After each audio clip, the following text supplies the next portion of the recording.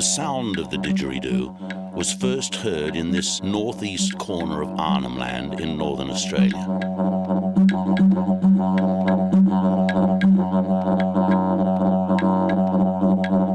The song it sings today carries the history of the people who have inhabited this land for about 40,000 years.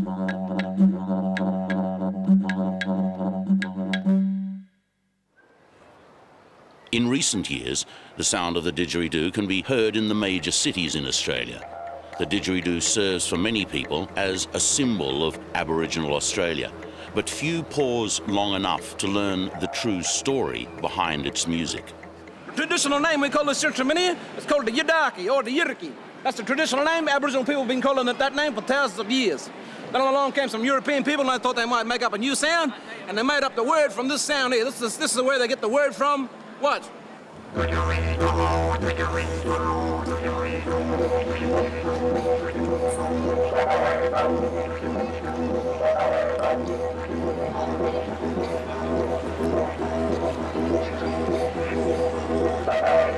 And that's why Australian people call it the didgeridoo. But the word didgeridoo is just like a slang word, like, you know, like, g'day mate, how you going, banging on the strip on the barbie, have a good weekend. Just another slang word, you see, so they use didgeridoo for that particular thing. But we call it YIDAKI, that's the real name, or YIDAKI.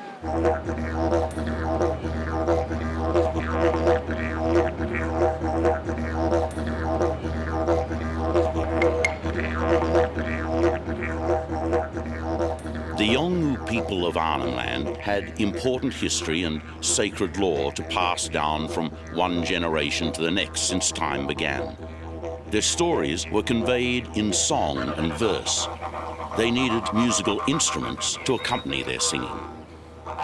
Some trees in this region, the stringy bark gum, the woolly butt and bloodwoods, have always enjoyed a special relationship with termites.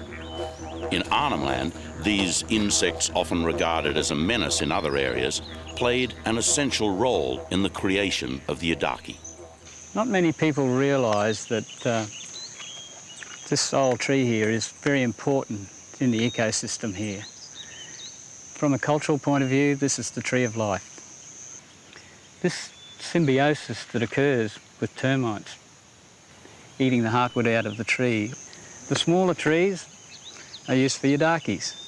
They're completely hollow, and artists like Djalu, who's an expert in his field, knows which tree. Djalu Gurruwiwi is an elder of the local Yolngu clan. His language group is Gulpu. Djalu is a master maker and spiritual guardian of the YIDAKI.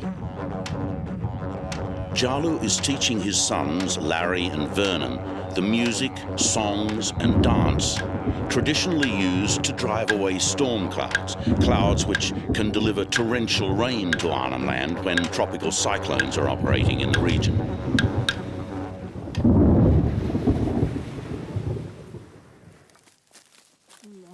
Djalu and his music act as a bridge between his clan's ancestral traditions, built up over many millennia, and the cultural integrity of his community in the 21st century.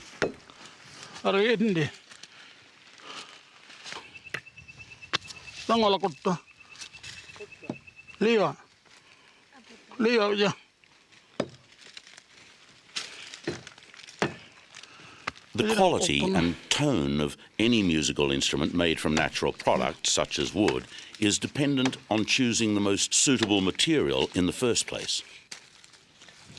One stringy bar gum looks much the same as another to most people, but not to the eyes and ears of Djalu, who has made and played so many YIDAKI during his 70 years.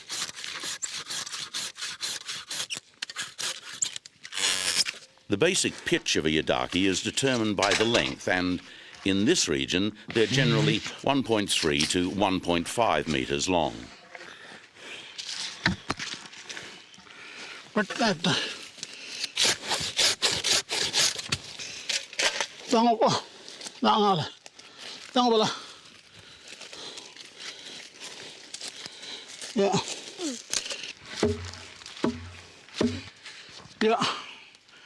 Alan.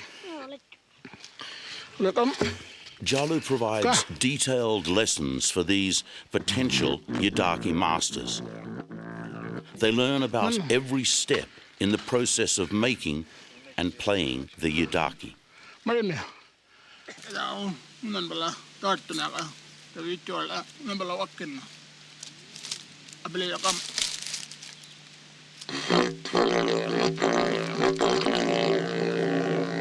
Paruda Mavi, an original Kultun Jakka, Nam the Jakka, a Yidal Kultumaro, number of Blankuna, Yakka Wien. Kaya lang, berkaya. Berkaya lang.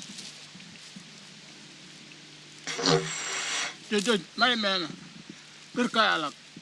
The boys will ultimately be able to relate the quality and sound of any locally produced Yidaki to a particular location, type, and age of tree, and amount of termite activity.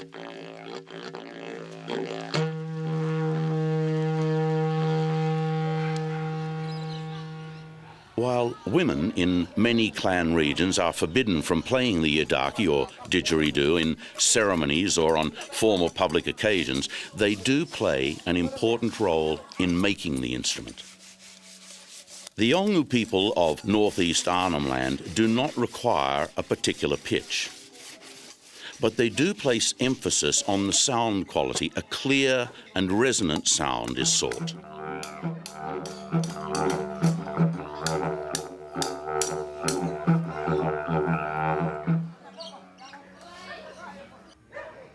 Djalu's wife, Jennifer, also carries out the important task of decorating the Yidaki.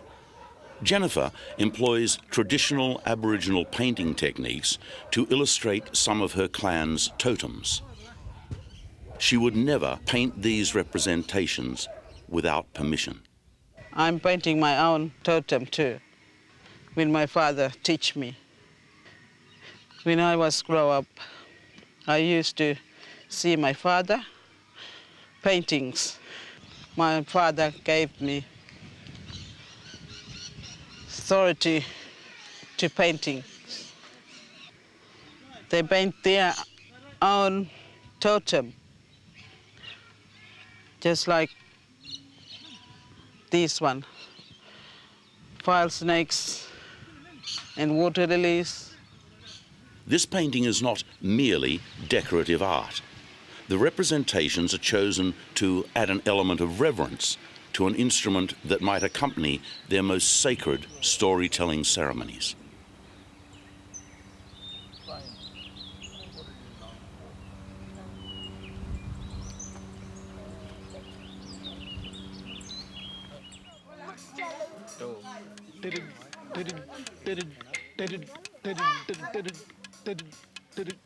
Playing the didgeridoo involves vibrating the lips in much the same way as playing a trumpet, but the position and application of the lips for the Yidaki, while well controlled, are less tight than when playing a Western brass instrument.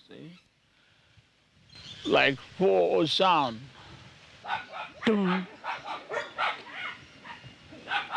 After that 3 sound. That's very strong. But up and down, see? The tongue go up and down straight. When the people singing very strongly and dancing same time, that you use 1, 2, 3.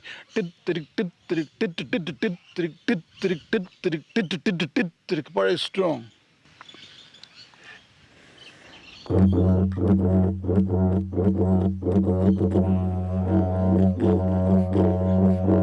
The looser vibrating of the lips helps give the didgeridoo its characteristic rich sound.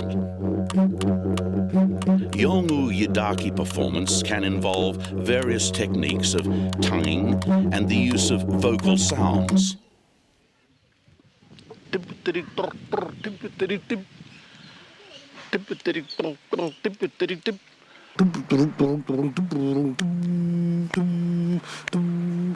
My name is Larry. Djalu Gurruwiwi. My father is Djalu Gurruwiwi. I'm Djalu's son.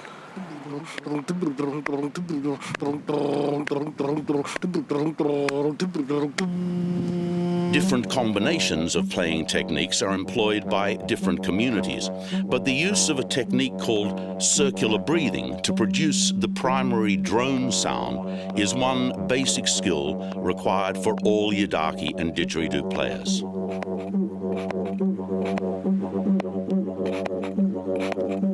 This technique involves using the cheeks as a reservoir. The player stores a small amount of air in the cheeks while blowing.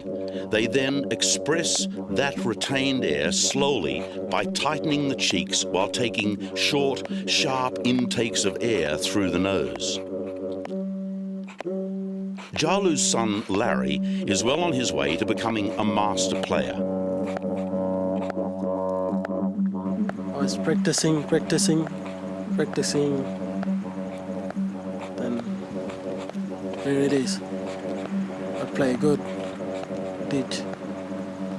Benmark.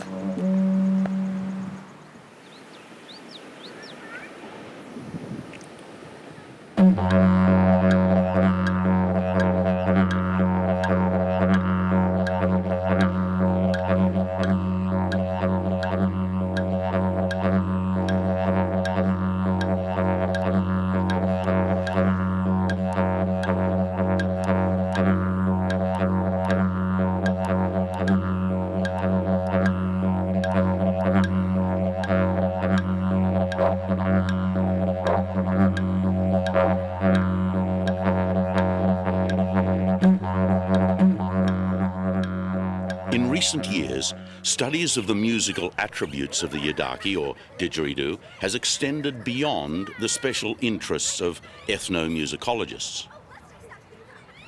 I'm Dr. Peter Killen at the Queensland University of Technology. I lecture physics. And what you see here is a rough plot of the pressure distribution. If this is where the lips are, then the pressure change is maximum in the case of the fundamental or the lowest frequency, and falls off to a minimum somewhere near the end of the didgeridoo. Of course, the termites haven't been trained, so they will do almost anything to the inside of a piece of wood. And so fluctuations or changes in the bore, irregularities and things like that are going to make all instruments different, depending on the flow rate, the amplitude of the sound you're generating, how hard you're blowing, things like that will all make for a different range of harmonics generated in the didgeridoo. Mundaboy Yanapingu formed the very successful rock band Yothu Yindi in 1986.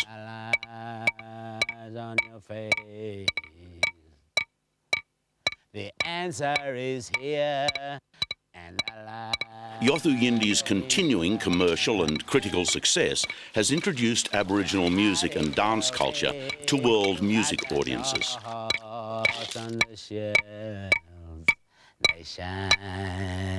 Mundaboy has established a modern recording studio. It is a base for his work on developing music for audiences throughout the world. A prominent element in Yothu Yindi's music is their combination of standard pop, rock, electric guitars, keyboards and drum kits with Yolngu clapsticks, Yidaki and language vocals. Mundaboy serves as a valuable instructor for young local musicians.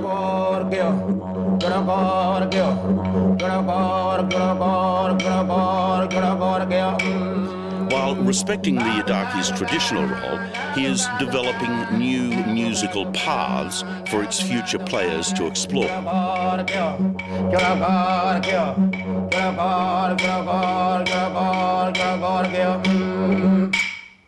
Djalu, he's got something that is so treasured by me. Djalu sells some of his Yidakis to tourists who visit the local craft gallery in the neighbouring township of Nolanboy.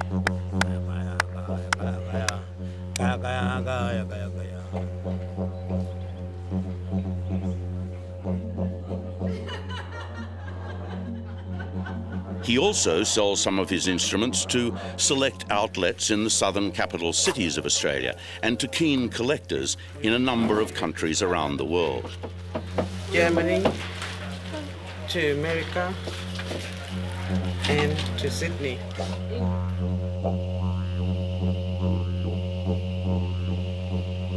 Djalu's traditional production methods can only satisfy a tiny proportion of the reported demand for 500,000 didgeridoos, bought locally, exported or carried out of Australia by tourists each year.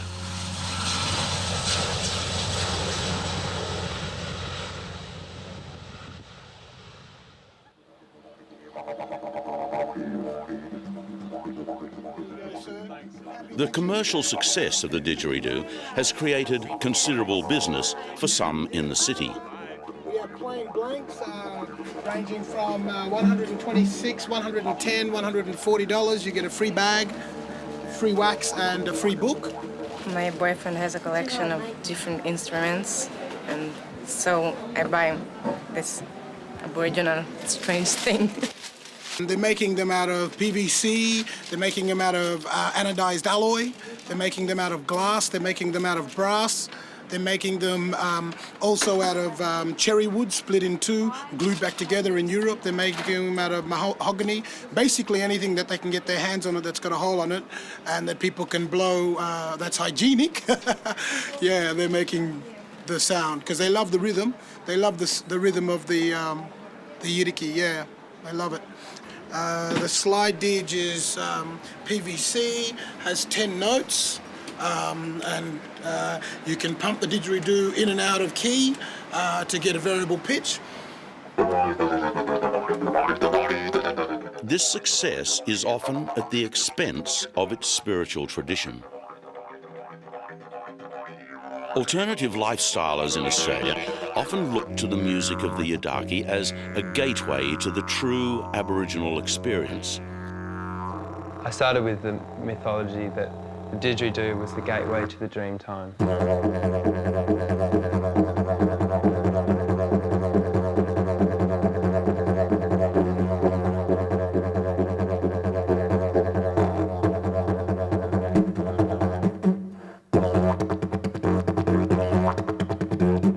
I started with the belief that through playing this, I would just basically plug in, you know, to the earth, to the ancestors, to the creation, and it would teach me what I needed to know.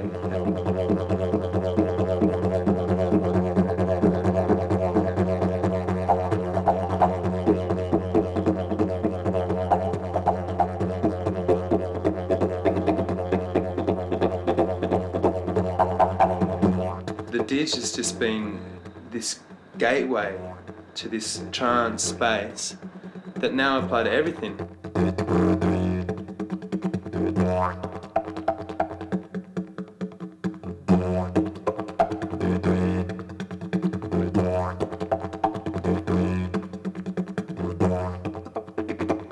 So I feel a lot of respect from a lot of my Aboriginal friends because they're going, that's cool, you tell your story, we'll tell our story.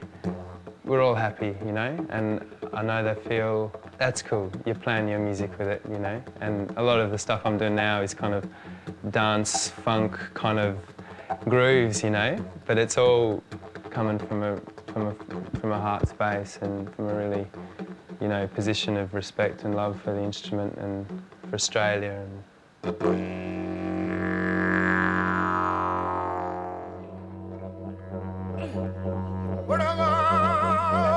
It is the songs and stories of the Yolngu people which binds them together. The clan songs and bunguls, the formal and informal ceremonies. The community come together under the spell of the moon, mixed in with the flickering light of the campfire and the stomp of the feet in the dust. And while one man sings their history and celebrates the spirits which give meaning to their life, the Yidaki and clapsticks carry the rhythm and help to take the group on a spiritual journey.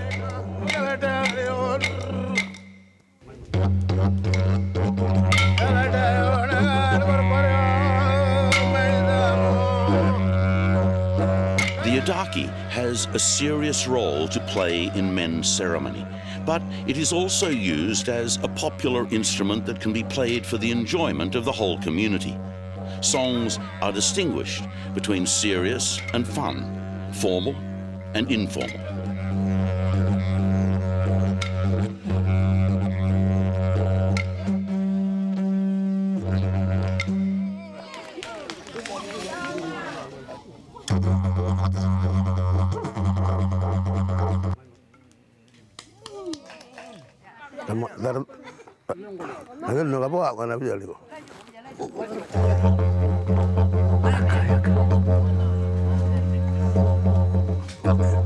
This informal occasion provides yet one more opportunity to continue the lessons.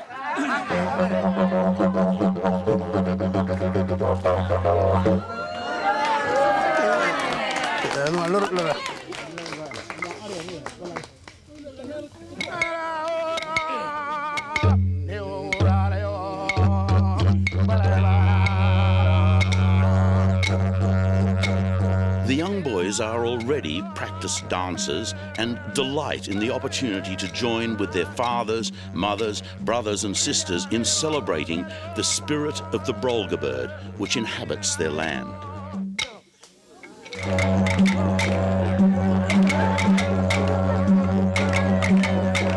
Various ancestral spirit beings associated with a given clan make up the subject matter of its songs.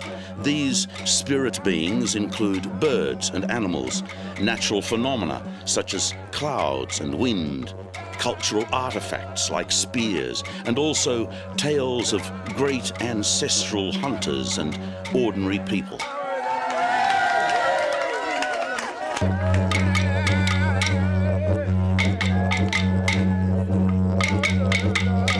While not a formal ceremony, only the initiated men join in this dance, which pays tribute to the spirit of the Yolngu clan in northeast Arnhem Land. Only one of the more than 100 clan language groups who make up the traditional nation of Australian Aboriginals.